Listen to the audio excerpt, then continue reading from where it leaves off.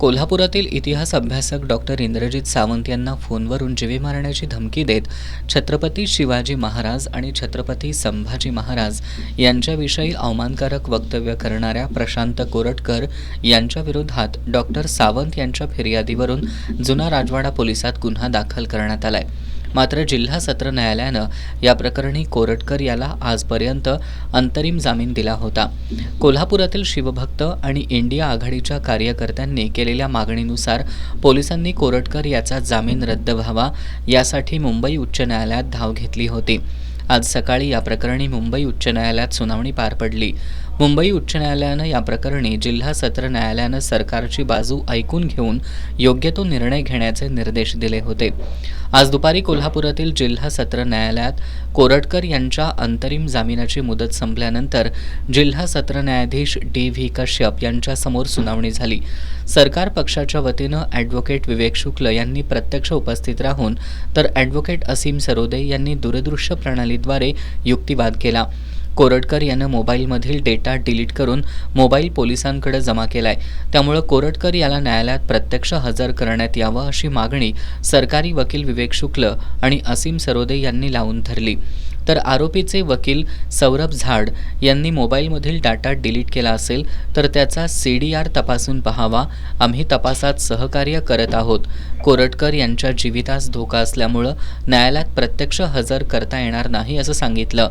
जिल्हा सत्र न्यायाधीश D.V. कश्यप यांनी प्रशांत कोरटकर यांना न्यायालयात प्रत्यक्ष हजर राहायचं की नाही या संदर्भातला निर्णय उद्या बुधवारी देण्यात येईल असं सांगितलं। दरम्यान आज होत असलेल्या सुनावणीच्या पार्श्वभूमीवर जिल्हा सत्र न्यायालयाच्या आवारात कडेकोट पोलीस बंदोबस्त तैनात करण्यात आला होता। आजच्या सुनावणीसाठी जुना राजवाडा पोलीस ठाण्याचे पोलीस निरीक्षक संजीव झाडे, डॉक्टर इंद्रजित सावंत, हर्षल सुर्वे, दिलीप देसाई आदी उपस्थित होते। मुख्यमंत्र्यांनी स्वतः लक्ष घालून कोरटकर सारख्या प्रवृत्तीला रोखण्यासाठी पुढाकार घ्यावा अशी मागणी डॉक्टर इंद्रजित सावंत यांनी सुनावणीनंतर माध्यमांशी बोलताना केली। याच्याबद्दल न्यायालयात जे काय होईल ते बघता येईल, पण माझं महाराष्ट्रातल्या सगळ्या महाराष्ट्रातल्या लोकांना, देशभरातल्या लोकांना एक आव्हान आहे की तुम्ही जी प्रवृत्ती आहे आणि एखाद्या प्रवृत्तीला कशा पद्धतीनं पाठीमागं सुद्धा घातलं जाऊ शकतं याचं उदाहरण आता महाराष्ट्रात चाललं आहे, एवढंच मला म्हणायचं आहे। याच्यावर मुख्यमंत्र्यांनी तातडीनं निर्णय घ्यावेत, कारवाई करावी। जरी हे प्रकरण न्यायालयात असलं तरी आपल्याला सगळ्यांना माहीत आहे की कशा पद्धतीनं कारवाई करता येते।